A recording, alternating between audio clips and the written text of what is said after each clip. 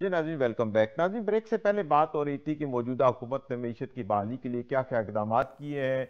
इस हवाले से तफसीली बातचीत हमारी हुई इशफाक तोला साहब से। उनका भी कहना यह है कि जब तक हम टैक्स इस्लाहात नहीं लेके आएंगे, मुल्क को अपने पाँव पे खड़ा नहीं करेंगे, हम अपने टैक्स हदफ जो है उसको पूरा नहीं करेंगे। और ख़ास तौर पर डायरेक्ट टैक्स की उन्होंने बात की कि हम जब तक डायरेक्ट टैक्स जो है उस की चोरी को रोकेंगे, उसकी जो रिकवरी है उसको बेहतर बनाएंगे, जब तक हम इंडस्ट्री को नहीं चलाएंगे और इंडस्ट्री के ऊपर जो इंफ्रास्ट्रक्चर के ऊपर जो यहाँ पे प्राइस आती है उस पर कमी नहीं होगी। और ख़ास तौर पे हमारा चूँकि ओवर रेगुलेटेड है, यहाँ पे इदारे जो है हमारे इन्वेस्टर्स को तंग करते हैं, बला वजह रुकावटें पैदा करते हैं। तो इस मामले को भी जब तक हल नहीं किया जाएगा तो पाकिस्तानी मईशत जो है वो बेहतरी की तरफ नहीं जा सकती। बातचीत का सिलसिला आगे बढ़ाते हैं। मुझे ब्रेक के बाद ज्वाइन किया है डॉक्टर सलमान शाह साहब ने, आप माहिर माशियात हैं, और इमरान एजाज साहब ने, आप भी माहिर माशियात हैं। तो डॉक्टर सलमान शाह साहब, मौजूदा हुकूमत को 1 साल मुकम्मल हो गया। हुकूमत की तरफ से तो दावा किया जा रहा है कि हमने मईशत की बहाली के लिए बहुत अहम इकदाम किए हैं और मईशत जो है वो बेहतरी की तरफ चल पड़ी है। तो आप क्या समझते हैं कि 1 साल में मौजूदा हुकूमत ने मईशत की बहाली के सिलसिले में क्या क्या इकदाम किए हैं और वो कितने मौसर हैं? देखिए, एक तो यह है कि ये पूरा साल जो है ये आईएमएफ प्रोग्राम का साल है। जी। और आईएमएफ की राइट जो है उनको मुकम्मल करने में हमने सारा काम किया। जी। तो अब उसके जो वजह से इकोनॉमिक स्लो डाउन है, डिमांड बहुत कम हुई है, इन्फ्लेशन नीचे आ रही है, जी। लेकिन इकोनॉमिक ग्रोथ नहीं हो रही जी। और बेरोजगारी बढ़ रही है, गुर्बत बढ़ रही है। जी। तो देखने की ये बात है कि जो रिफॉर्म्स चाहिए हैं जी। हुकूमत को ग्रोथ के लिए, जी। उसकी तरफ कोई पेशकदमी नहीं हुई। जी। और ये 1 साल की बात नहीं है, जी। ये तो तसलसल अब 3 साल हो गए हैं, इसी तसलसल से हम चल रहे हैं। जी।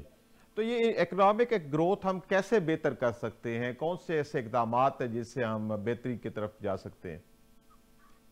लेकिन नंबर 1 ये है कि हमारा जो हुकूमती अखराजात हैं वो बहुत ज्यादा हैं और उसको पूरा करने के लिए हमने बेशुमार टैक्सेस लगाए हुए हैं। जी। और टैक्स जो है इंडस्ट्री पे दी है, और सेल्स टैक्स जो है हर किस्म की चीज पे है। जी। तो आई थिंक कि जब तक हम ये कीमती अखराजात को कंट्रोल नहीं करते, हुकूमत की रेगुलेशन बहुत ज्यादा है। अभी आप बात कर रहे थे कि रुकावटें इन्वेस्टमेंट बहुत ज्यादा है। तो इस वक्त आप देखें कि इन्वेस्टमेंट पाकिस्तान की हिस्ट्री में सबसे लो लेवल पे आई हुई है। सही। और सबसे ज्यादा फोकस हमारा होना ही इन्वेस्टमेंट के ऊपर चाहिए। इन्वेस्टमेंट क्लाइमेट को बेहतर करना चाहिए, पॉलिटिकल क्राइसिस को हल करना चाहिए। इन्वेस्टमेंट जो है वो एक अमन में आती है, जब कश्मकश हो रही हो उसमें इन्वेस्टमेंट नहीं होती। जी। तो जब तक और हमारी ग्रोथ के लिए इन्वेस्टमेंट चाहिए। जी। तो ये एक हम विशेष साइकिल में फंसे हुए हैं। जी। तो उसमें हुकूमत नाकाम रही। जी। जी। जी। जी। अच्छा, इमरान एजाज साहब, आप क्या समझते हैं कि 1 साल ये हुकूमत का कैसा रहा? माशी मैदान में कितनी तरक्की हुई और इसके क्या समरात जो है वो कौम को मिले हैं? Sir thank you very much. पहली बात तो ये है कि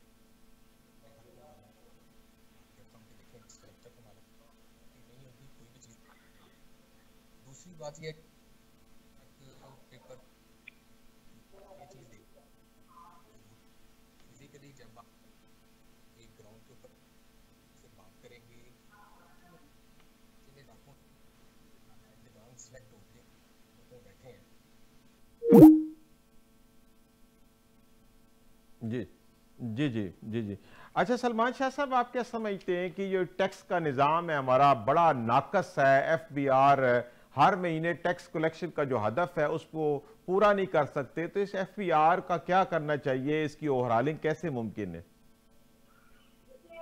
देखिए, ये तो मुशर्रफ साहब के जमाने में जी। पूरे FBR को एक बंद किया था, क्योंकि ये बिजनेस को चलने नहीं देते थे और इकोनॉमी को इन्होंने ठप किया हुआ था। और जब उनको रोका गया इंटरवेंशन करने से, तो की कलेक्शन भी ज्यादा हुई और इकोनॉमिक ग्रोथ भी ज्यादा हुई। सही। तो इसका बेस्ट तरीका ये है कि आपके निज़ाम में सेल्फ असेसमेंट होनी चाहिए, नंबर जी 1। नंबर 2, टेक्नोलॉजी होनी चाहिए ताकि ये जो आपस का इंटरेक्शन है वो कम से कम हो। जी। और नंबर 3, इसको आसान करने की जरूरत है, सही। सिंप्लीफाई करने की जरूरत है, और फिर टैक्स रेट को नीचे लाने की जरूरत है। इस वक्त हम टैक्स बढ़ाते चले जा रहे हैं जी। और इकोनॉमिक ग्रोथ 0 पे ले जाएंगे। सही। तो आई थिंक हमें ये टैक्स के निज़ाम को बिल्कुल ओवरऑल करना चाहिए और जी इसको मॉडर्नाइज करना चाहिए टेक्नोलॉजी के साथ, और फिर एक fair and equitable tax system होगा तो इकॉनमी भी चलेगी, बेहतरी की तरफ जाएगी। अच्छा इमरान, जैसा मैं आपसे ये पूछ रहा था कि मौजूदा हुकूमत को 1 साल हो गया है, दावा तो यही है हुकूमत की तरफ से कि हमने मईशत की बहाली के लिए बहुत अच्छे इकदाम किए हैं, तो आप ये क्या समझते हैं कि मौजूदा हुकूमत ने कुछ ऐसे इकदाम किए हैं, मौसर इकदाम किए हैं जिससे मईशत हमारी बेहतरी की तरफ जा रही है? देखें जी, सबसे पहले तो मैं आप यही बात कहूंगा, देखें हुकूमत ने, अगर हम फिजिकली चीजों के ऊपर देखें, जैसे एक इश्तिहार के ऊपर या एक फिजिकली पेपर वर्क के ऊपर, तो हमें काफी सारी चीजें काफी अच्छी नजर आती हैं, लेकिन जब हम इसकी रियलिटी में जाते हैं तो उसका बिल्कुल ही ऑपोजिट आपको रिएक्शन मिलेगा। वो बेशक आप इन्हीं हलकों से सिलेक्ट हुए हुए नुमाइंदे जो हैं, आप उनके हलकों में चले जाएं, माइक उठाएं, आप उनसे पूछें, तो ग्राउंड रियलिटी के ऊपर वो चीजें अवेलेबल नहीं है। उसकी सबसे बड़ी वजूहात यही है कि ठीक है, आपने प्लानिंग तो की, सारा कुछ किया, लेकिन जो चीजें डिलीवर करने वाली थी वो चीजें आप उनको डिलीवर नहीं कर सके। तो देखें, किसी भी मुल्क में इकोनॉमिक क्राइसिस जब आते हैं ना, तो उसमें 2 चीजें आपके पास सबसे ज्यादा कॉमन होती हैं। पहली बात यह है कि आपको अपने मुल्क में ऐसा रोजगार का सिस्टम मुतारफ करवाना पड़ता है जिसमें आपका नौजवान तबका जो है उसके लिए कोई भी बिजनेस शुरू करना बहुत ही आसान हो, मतलब वो बड़े इजी वे से हर काम कर सके, हर कुछ सारी चीजें, इंडस्ट्री वगैरह ये वो सब कुछ देख सके। लेकिन पाकिस्तान में आपको पता है इस वक्त जो नौजवान तबका है उसका सिर्फ जोर यही है कि उसको जिस तरह, जिस वे से, जिस किसी जगह के ऊपर मौका मिल रहा है वो मुल्क से बाहर जा रहा है। सो दैट्स मीन कि हमारा जो नौजवान तबका है उसमें वैसे ही वो महरूमियत सी है। जब तक हुकूमत इस नौजवान तबके को ऑन बोर्ड नहीं लेगी, कोई ऐसी पॉलिसी नहीं बनाएगी कि जिसमें हमारा हर तबका जो है उसके लिए कोई भी बिजनेस करना, कोई भी रोजगार के मौके हासिल करना बहुत ही आसान हो, तब तक हमारे मुल्क में कोई भी खुशहाली नहीं आ सकती।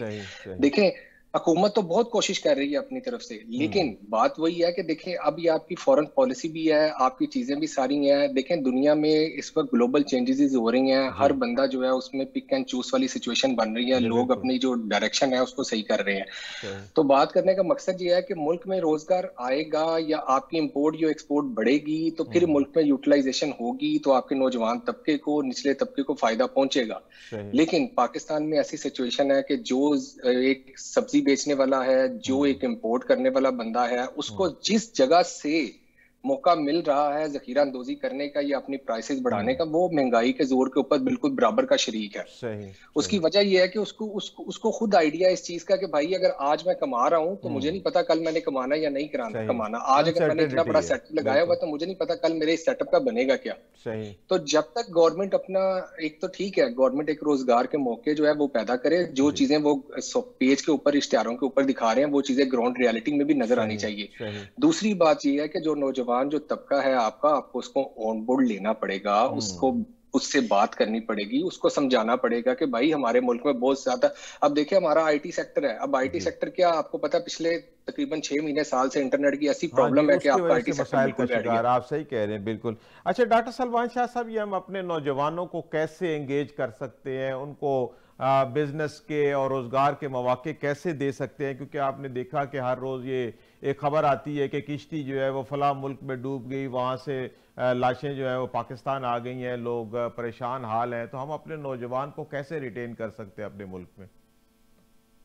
देखिए, सबसे पहले तो हमारी जो सियासी कश्मकश चल रही है इसको ठीक करना पड़ेगा और एक लाना पड़ेगा मुल्क के अंदर। जब आपका होम फ्रंट पे ही इतने आपने फ्रंट खोले हुए हैं तो फिर नौजवान के लिए मौके नहीं मिलेंगे। सही।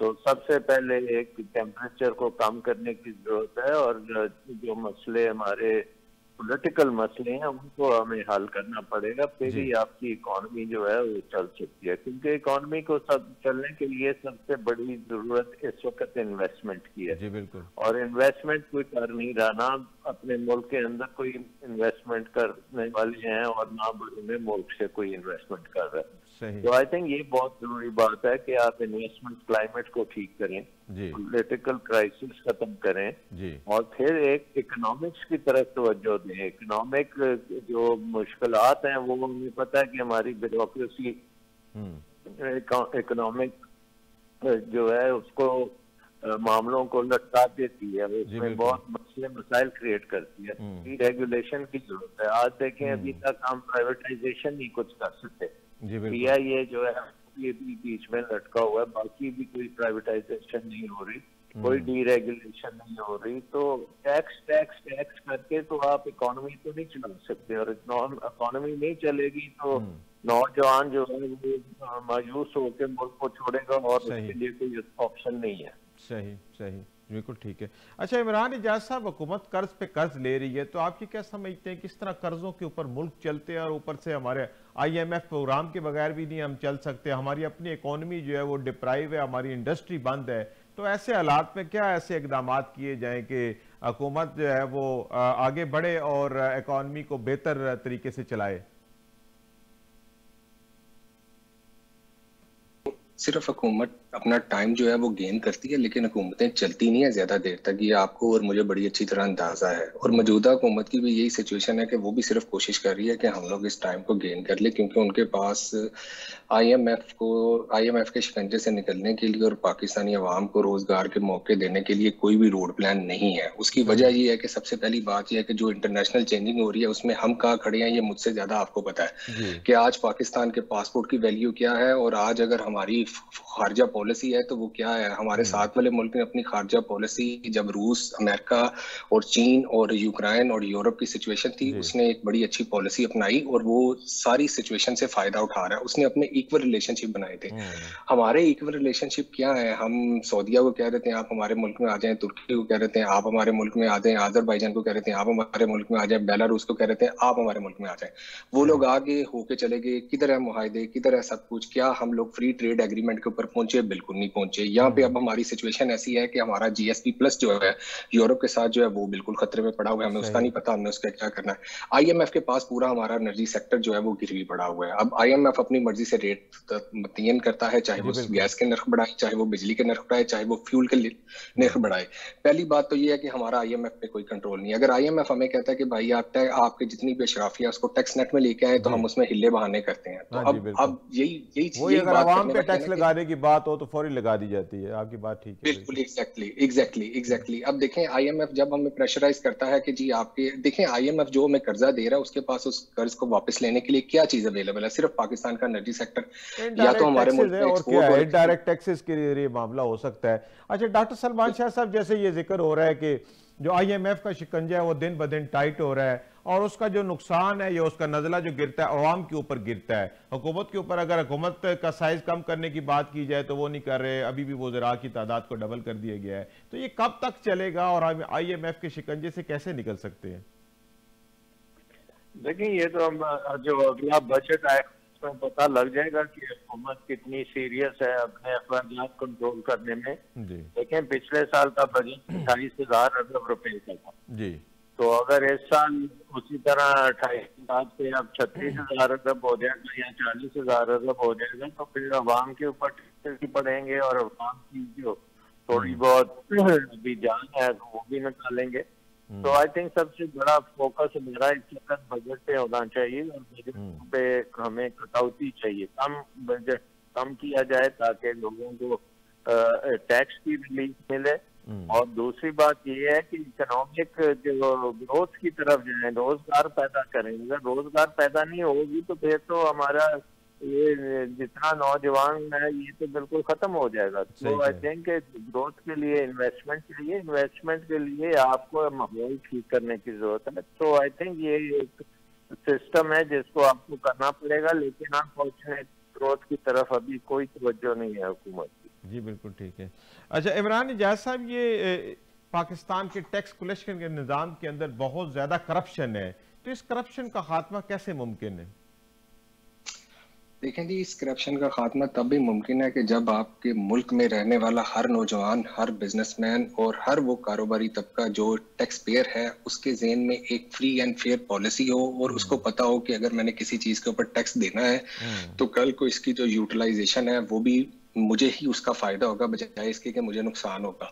अभी मौजूदा हालात में ये सिचुएशन है, अगर कोई इंपोर्टर है तो उसको पता है कि किस जगह से मैंने टैक्स बचाना है। और अगर उसने एक शिपमेंट जो अगर वो चाइना से या किसी मुल्क से मंगवा रहा है, उसको पता है कि अगर इसकी वैल्यू $5,000 है तो उसकी कोशिश होगी इसको मैं $2,000 पे मंगवाऊं, क्लियर करवाऊं। और उसमें जाहिर है उसको पता है कि मेरी सेटिंग किस किस जगह के ऊपर है, कहाँ कहाँ पे मेरे साथ बंदे मुलविस हैं, जहाँ पे मैं इसको क्लियर करवा के इस चीज से यूटिलाइजेशन हासिल करता हूँ।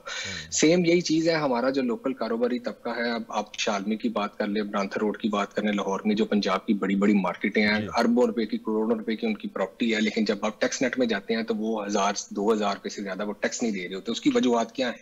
उसकी वजूहत ये है, एक तो जरूरी ये है कि हुकूमत को चाहिए कि वो एक ऐसी पॉलिसी मुतारफ कराए जो ताजिर दोस्त पॉलिसी हो। आपको उस पॉलिसी पे जाना पड़ेगा। आपको एक एक ट्रेडर के पास जबरदस्ती नहीं, आपको कोई ऐसी पॉलिसी बनानी पड़ेगी जिसमें आप उनको एक फिक्स टैक्स के ऊपर ले आए, जिसमें उनको पता हो कि अगर फी दुकानदार भी वहां पे 5-5 हजार रुपए आपको टैक्स दे रहा है, बजाय इसके कि इससे पहले वो कोई टैक्स नहीं दे रहा, तो एटलीस्ट कम से कम वो आपके पास टैक्स नेट में शामिल हो गया है। दूसरी बात यह है कि देखें जी, बदकिस्मती से पाकिस्तान की जो सिचुएशन है, ये सिचुएशन बिल्कुल इसी तरह से है। यहाँ पे लोग जो है वो टैक्स नहीं पे करते। ये यही वजूहत है जिसकी वजह से IMF के पास हमारा पूरा एनर्जी सेक्टर जो है वो गिरवी में पड़ा हुआ है। हुकूमत को चाहिए कि वो सबसे पहले अवाम के लिए और ताजिर कम्युनिटी के लिए, देखिए हुकूमत जब भी कोई पॉलिसी बनाती है हमेशा ताजिर तबके का अगले दिन यही गिला होता है कि जी हमें तो इस पॉलिसी में शामिल किया ही नहीं गया।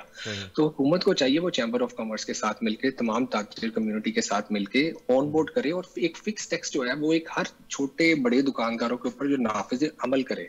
उस फिक्स टैक्स से आपको ये होगा, ये बेहतरी होगी कि एटलीस्ट कम से कम आपका जो पूरा ताजिर तबका जो है वो टैक्स नेट के अंदर शामिल हो जाएगा। फिर आहिस्ता आहिस्ता आप देखें कि किस किस बंदे की किस किस तरह यूटिलाइजेशन है, क्या उसकी इनकम है, किस जगह से वो पैसे बना रहा है, तो आप आस्ता आस्ता उसको टैक्स नेट में लेके आए। हमारे पाकिस्तान पे ये मसला है कि जब कोई टैक्स की पॉलिसी मुतारफ होती है तो वो टैक्स की पॉलिसी में ऐसे उन लोगों ने बीच में हरबे रखे होते हैं जिसकी वजह से वो पॉलिसी बिल्कुल फेल और नाकाम हो जाती है। अभी मौजूदा सिचुएशन जो है वो भी बिल्कुल इसी तरह की है। हुकूमत हर रोज आए दिन कहती है जी हमने इस चीज के ऊपर टैक्स लगा दिया, लेकिन ठीक 15 दिन 10 दिन बाद वो टैक्स उनको वापस लेना पड़ता है, या तो उसमें कोई ऐसी अमेंडमेंट कर दी जाती है जिसकी वजह से वो टैक्स बड़ी बड़ी इंडस्ट्रीज के ऊपर लागू हो जाता है। लेकिन अल्टीमेटली जब आपको पता है एक बड़ी इंडस्ट्री जो एक रेगुलर इंपोर्ट और एक्सपोर्ट कर रही है, जो चीजें दे रही है, तो उसको टैक्स का फायदा भी हो रहा है ना। तो अगर फॉर एग्जांपल वो अगर टैक्स नेट में अपने आप को लेके आते हैं तो उनको पता है कि हमें किस जगह से इसकी यूटिलाइजेशन भी मिल रही है। बस वो यही बात है, वो उस जितना सेल टैक्स लगता है उसको नेगेटिवली तरीकाकार ऐसा इख्तियार करते हैं कि उल्टा वो इंडस्ट्री वो पैसे खाना शुरू कर देती है। ये बात बिल्कुल आपकी ठीक है। सलमान शाह साहब, मौजूदा हुकूमत ने कुछ स्मगलिंग के खात्मे के लिए भी इकदाम किए हैं, अगर किए हैं तो क्या आप मुतमिन हैं कि आप समझते हैं कि पाकिस्तान में स्मगलिंग के खात्मे की तरफ कोई इकदाम हो रहे हैं? लेकिन स्मगलिंग जो है ना, ये भी एक वापसा हुआ है पाकिस्तान में। उसकी वजह ये है कि पाकिस्तान में जो आपके इंपोर्ट टैरिफ्स हैं वो बहुत ज्यादा हैं, और जब आप हर चीज के ऊपर बहुत ड्यूटीज वगैरह आते हैं तो एक नेचुरल बन जाता है मामला के उस ड्यूटीज को अवॉइड किया जाए। और जिस किस्म का निजाम है अभी जो बात हो रही थी कि आपकी अंडर इनवॉइसिंग भी एक किस्म की स्मगलिंग है, और जो अगर आप अंडर इनवॉइसिंग को खत्म करेंगे तो फिर वो स्मगलिंग और ज्यादा होगी। तो आपका मेन चीज ये है कि आपको टैरिफ्स कम करने पड़ेंगे। आपको अपनी इकोनॉमी जो वो इतना कम्पेटिटिव करना पड़ेगा कि ये यहाँ पे आपको प्रोटेक्शन की जरूरत नहीं होनी चाहिए। हमारे जो इंडस्ट्री है वो चलती प्रोटेक्शन पे ही है। जी बिल्कुल। और अगर आपने प्रोटेक्शन करनी है तो फिर अवाम की जो महंगाई भी होगी, अवाम के लिए नौकरियां भी नहीं मिलेगी, और अल्टीमेटली आप एक्सपोर्ट भी नहीं कर सकेंगे। तो हमें पूरी इकोनॉमी को रिवैम्प करना है, और इसमें ये जो प्रोटेक्शन का निजाम है इसको भी खत्म करेंगे तो फिर ये बाकी चीजें सारी ठीक हो जाएंगी। जी ठीक। तो जड़ जो है इस वक्त इकोनॉमिक प्रॉब्लम्स की वो प्रोटेक्शनिज्म है, ना कि वो स्मगलिंग। तो एक आउटकम है ना, क्योंकि आपने प्रोटेक्शनिज्म इतनी की हुई है तो उसको उसका एक नेचुरल रिएक्शन है कि आपकी स्मगलिंग होगी। दूसरा ये है कि आप बॉर्डर्स के ऊपर जो लोग रहते हैं उनके पास और कोई जरिए मुआश है ही नहीं, उनके लिए जब आप ये डेवलपमेंट करेंगे, वहाँ पे कोई और माश का काम करेंगे, तो उससे फिर ये स्मगलिंग भी कम होगी। लेकिन आई थिंक कि हमें अपने इकोनॉमिक जो इश्यूज हैं उसमें भी रेगुलेशन बहुत इम्पोर्टेंट है, ये प्रोटेक्शनिज्म को खत्म करना बहुत इम्पोर्टेंट है, और ये जो नौकरीशाही है इसको कम करना बहुत जरूरी है, और एक इन्वेस्टमेंट क्लाइमेट बनाना बहुत जरूरी है। बहुत जरूरी है जी, बिल्कुल ठीक है। अच्छा इमरान इजाज साहब, जो ही रमजान शरीफ का महीना आता है, अभी आता भी नहीं है तो एक हफ्ता 2 हफ्ता पहले ही पाकिस्तान में महंगाई का जो है वो एक तूफान आ जाता है। क्या हुकूमत के पास ऐसा मैकेनिज्म नहीं है कि वो इस मुकद्दस महीने के अंदर, और वैसे भी हर वक्त ही महंगाई के ऊपर काबू पाना तो हुकूमत की जिम्मेदारी है, लेकिन इस महीने में खास तौर पर चीजें डबल ट्रिपल हो जाती है, तो हुकूमत के पास कोई ऐसा मैकेनिज्म नहीं है कि प्राइसेस के ऊपर कंट्रोल किया जा सके? देखें जी, ये तो सबसे बड़ी बदकिस्मती है ना कि देखें, अगर हम देखें कि रमज़ान शरीफ एक ऐसा महीना है कि जिसमें हर बंदा जो है वो कोशिश करता है कि हम किसी ना किसी तरीके से कोई ऐसे अच्छे काम करने के हमारी जो नेकियां है ना उसमें इजाफा हो जाए। ये ज़रूरी नहीं कि हम हर चीज़ का मलबा जो है वो हुकूमत पे ही डालते नहीं। कुछ काम ऐसे हैं जो हमारी कौम बहैसियत कौम हमारे में होने चाहिए कि जो हमें करने चाहिए, जिसकी वजह से एटलीस्ट कम से कम हम किसी दूसरे इस तरह के हालात में हम किसी दूसरे पाकिस्तान के लोगों को हम फायदा पहुंचा सकें। लेकिन बदकिस्मत से सिचुएशन ऐसी है कि हुकूमत तो हुकूमत, लेकिन जो पाकिस्तानी अवाम है सर, उसका भी वही हाल है। तो मेरी नज़र में देखें, गवर्नमेंट अपनी हर तरफ से कोशिश तो जरूर करती है कि रमजान बाजार लगा दिए, सस्ती चीजें मुतारफ करवा दी, लेकिन बदकिस्मती से जो उनका कंट्रोल है वो कंट्रोल उस हद तक नहीं होता। और जाहिर है सर, देखें एक ऐसी सिचुएशन भी है ब्यूरोक्रेसी में, आपको पता है कि गवर्नमेंट जब भी कोई ऐसी हिकमत अमली बनाती है तो उसकी सिर्फ कोशिश होती है कि हम लोग एक दायरे के अंदर रह के सिर्फ एक नुक्ता लगाएं और इस चीज को मुतारफ करवाएं, बाकी जो आगे कंट्रोल करना है वो अवाम ने करना है। अब उसके दो ही तरीके हैं, या तो फिर जो इस वक्त जो स्पेशली जो हुकूमत है उसको चाहिए कि वो जिस तरह उन्होंने ये इन्फोर्समेंट के ऊपर अपनी एक पॉलिसी बनाई है, जीरो टॉलरेंस, और जहां जहां खाड़ पछाड़ करते जा रहे हैं, इस तरह रमजान बाजारों में भी जाएं, जाके जुर्माने करें, एक बंदे को उठाएं, उसको 10,000 रुपए एक दिन जुर्माना करें। वो एक बंदे को 10,000 रुपए जब जुर्माना होगा तो एटलीस्ट कम से कम उसकी देखते हुए वो पूरे बाजार में कम से कम एटलीस्ट 5 से 4 दिन तो वहां पे अमन और सुकून रहेगा ना।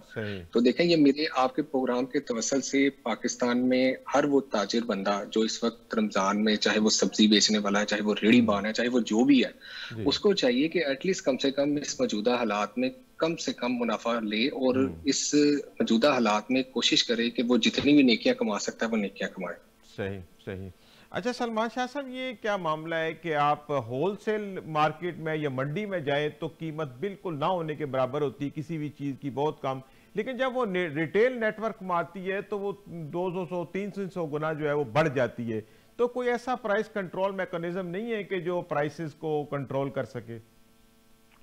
लेकिन सबसे इम्पोर्टेंट जो चीज है उसमें सप्लाई जो है उसमें कमी नहीं होनी चाहिए जी। और हम बड़े अहम उस मौके के ऊपर आके चीजें एक्सपोर्ट कर देते हैं जिनको हमें जरूरत अपने मुल्क के अंदर होती है, और फिर बाद में जब हम इम्पोर्ट करना शुरू करते हैं ताकि वो जो किल्लत बनी है उसको पूरा किया जाए, और वो महंगे कीमतों को करते हैं जी।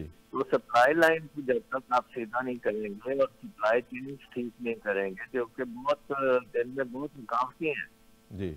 आप तो देखें कि खाने पीने की चीजें एक डिस्ट्रिक्ट से दूसरे डिस्ट्रिक्ट तक आप ले जाएं तो बीच में बहुत रुकावटें आती हैं जी। तो पाकिस्तान की इकोनॉमी जो है वो बहुत ज्यादा रेगुलेटेड है, और नौकरीशाही उस पर बहुत ताकत रखती है, और वो ताकत जब इस्तेमाल करते हैं वो अपने फायदे के लिए करते हैं, अवाम के फायदे के लिए नहीं करते। सही। तो आई थिंक हमें ये रुकावटें जो मार्केट में सप्लाई नहीं आती और उसकी वजह से कीमतें बढ़ती हैं, क्योंकि जाहिर है कि रमजान में डिमांड ज्यादा होती है, अगर डिमांड ज्यादा है तो फिर हमें उसकी सप्लाई ज्यादा करने की जरूरत है ना। ये सप्लाई को हम रोक के बैठे होते हैं जी। बिल्कुल। तो आई थिंक पूरा निज़ाम बहुत बिगड़ा हुआ है, इस निज़ाम को ठीक करने की जरूरत है, उसमें जो मेजर चीजें हैं वो रेगुलेशन करने की जरूरत है, हमें ये प्रोटेक्शनिज्म खत्म करने की जरूरत है, हमें ज्यादा से ज्यादा इन्वेस्टमेंट करने की जरूरत है, सप्लाई चेन को ठीक करने की जरूरत है। सही। आपके पास जो चीज होती है जिसको स्टोर किया जा सके उसकी स्टोरेज के लिए प्रॉपर तरीके होने चाहिए, और सबसे बड़ी बात है कंपटीशन की जरूरत है। दुकानदार जो है ये आपस में कम्पीट करें, इजारादारी नहीं करने की जरूरत है। ये जो कंपटीशन इंफॉर्मेशन ऑफ पाकिस्तान है, इसको रिटेल को भी देखना चाहिए कि ये आपस में मिलकर शॉर्टेजेस कैसे क्रिएट करते हैं और फिर उसमें महंगाई को कैसे रोक देते हैं। जी ठीक है, जी ठीक है। जी डॉक्टर सलमान शाह साहब, आपका बहुत शुक्रिया, आपने वक्त निकाला और प्रोग्राम में शामिल हुए। आज हम प्रोग्राम में बातचीत कर रहे थे कि पाकिस्तान में माशी सूरत हाल क्या है और हुकूमत ने इस सिलसिले में क्या इकदाम किए हैं। हुकूमत की तरफ से तो दावा है कि हमने मईशत को बेहतर बनाने के लिए इकदाम किए हैं, लेकिन माहिरीन माशियात का कहना है कि अभी ये नाकाफ़ी इकदाम हैं, मज़ीद इकदाम की ज़रूरत है, इकनॉमिक ग्रोथ की ज़रूरत है, पाकिस्तान के अंदर सियासी हमांगी की ज़रूरत है, पॉलिसियों का तसलसल होना बहुत ज़रूरी है, अपनी इंडस्ट्री का बहाल होना ज़रूरी है। इस हवाले से तफसीली बातचीत की थी। मुझे प्रोग्राम में ज्वाइन किया था डॉक्टर सलमान शाह साहब ने, इमरान एजाज साहब ने और इशफाक तोला साहब ने कराची से। मैं अपने तमाम मेहमानों का बेहद मशकूर हूँ कि जिन्होंने वक्त निकाला और प्रोग्राम में शामिल हुए। नाज़रीन, अपने मेज़बान सईद अनवी को इजाज़त दीजिए। अल्लाह हाफ़िज़।